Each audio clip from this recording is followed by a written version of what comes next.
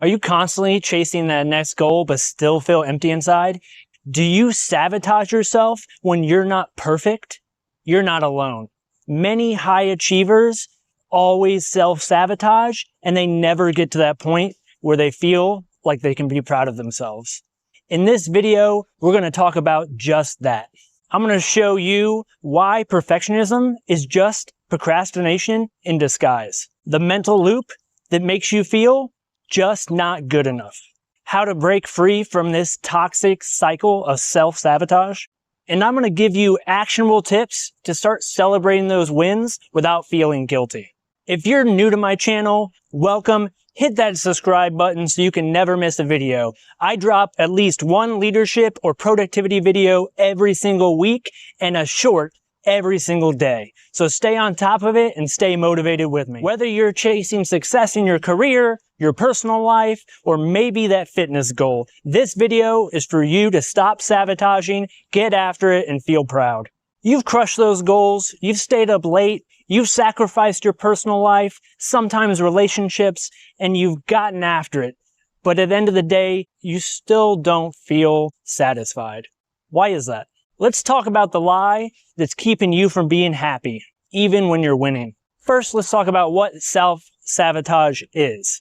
It's not always obvious. It's not always just quitting or not meeting that goal. This is when you move that goalpost out farther. Once you get to your goal, you push it out even farther and make it so you haven't achieved your actual goal. Next, it's about making an unrealistic goal, something that you probably weren't going to be successful to begin with, and telling yourself that you'll be proud once you achieve that next goal. Trust me, I've been there. Here's a quote that I like to tell people when they start self-sabotaging. If your best isn't good enough for you, it never will be. Being a perfectionist can really feel productive, but you're really just procrastinating. You're pushing off your ultimate happiness. You're pushing off your goal. Trust me, I've been there. I've had many career milestones where I thought, hey, as soon as I achieve this next level, I'm going to be happy. I'm going to be satisfied. And I got there, and guess what? I wasn't. Then I was like, well, maybe the next career milestone, I'll be happy then. Guess what? Still not happy. So I had to redefine what happiness and what achievement looks like.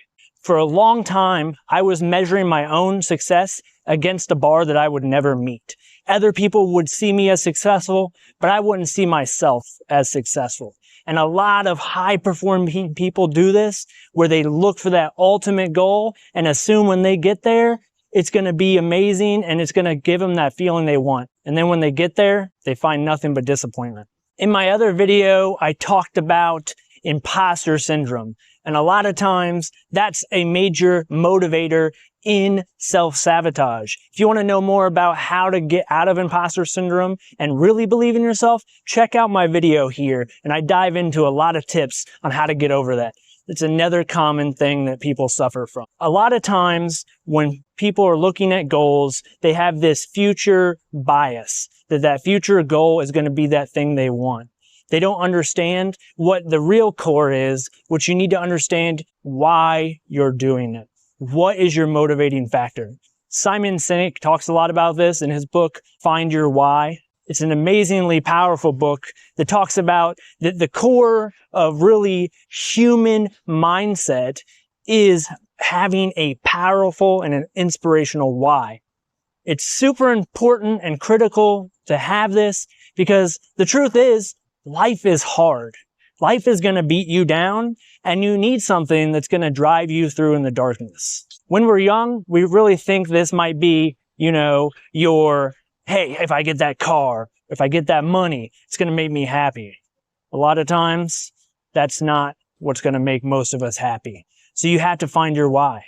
This could be your kids. This could be your family. A powerful why and motivator for me is helping others. I gain way more motivation by seeing someone else become successful than I would ever achieve just being successful on my own.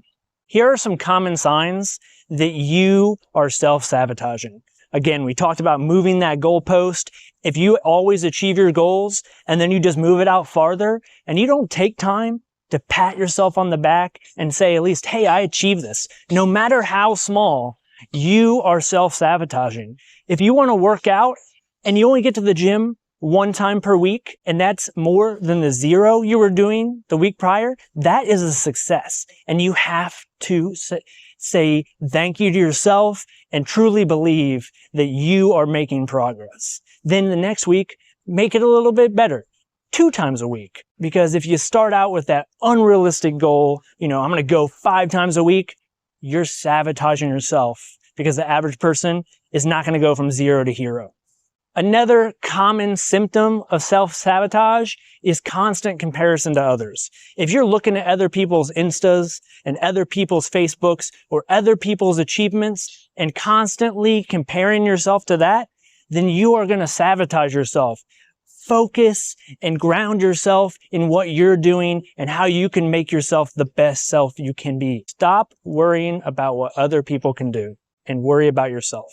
A third common symptom of self-sabotage is when you shame yourself or you feel guilty when you're not out there grinding and working. It's okay to take time off. It's okay to fall off the beaten path from time to time. That's natural human behavior. You can't always beat yourself up for not doing the thing.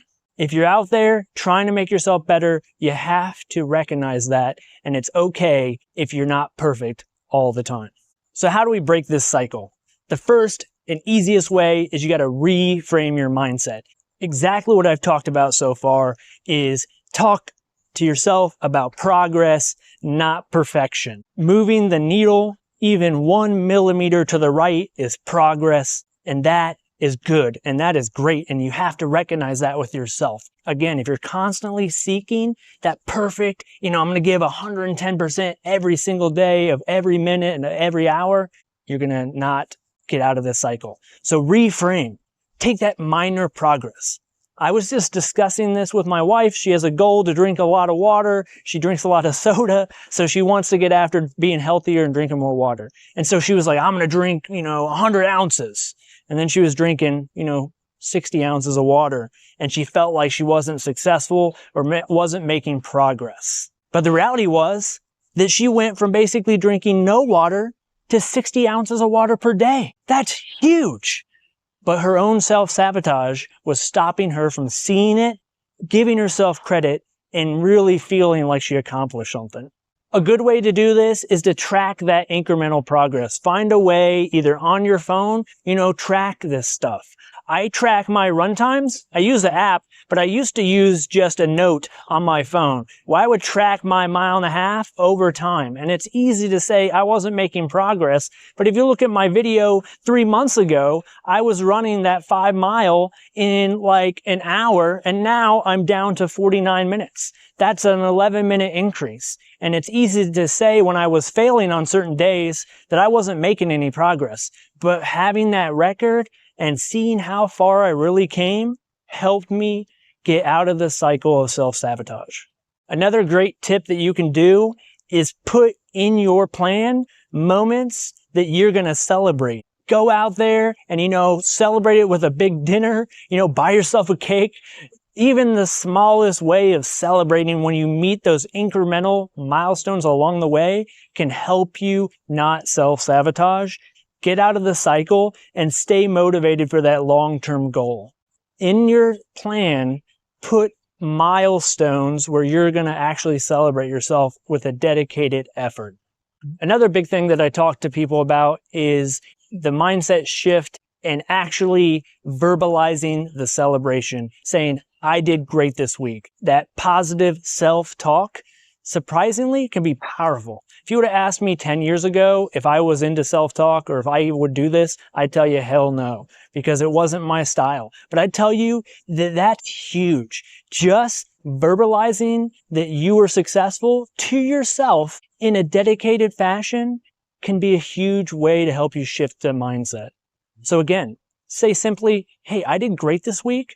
I made progress towards my goal, and that is good enough. So when is enough going to be good for you? If you don't know when enough is going to meet your expectation, you're never gonna get there. You're gonna be stuck in this repetitive cycle of always self-sabotaging. So think about that. When am I going to be happy that I've made it? Because if you're chasing the elusive, I made it with no end in sight, you're never going to leave. The truth is, you're allowed to make that incremental progress, and you're allowed to be happy and allowed to celebrate it. You have to tell yourself that, and you have to believe it. So what I want you to do right now is take 5 minutes after you finish this video and write down 3 things that you've made progress on in the last month. 3 things that you're dedicating to celebrate right now when this video ends. Do that every week. Write down 3 things to celebrate, and you'll see how quick you can get out of this self-sabotage. I want to hear what you came up with. Drop in the comments what you wrote down were your successes, even if they're small. That way we can help and encourage each other to move out of this self-sabotage life cycle. If this helped you, hit that subscribe button. Stay up to date with all the videos I do. Remember, I drop at least 1 long video every single week and a short every single day that revolves around productivity, leadership, and always staying motivated. Share this with somebody who needs to stop self-sacrificing now. You can do it. I believe in you. Get out there and get after it.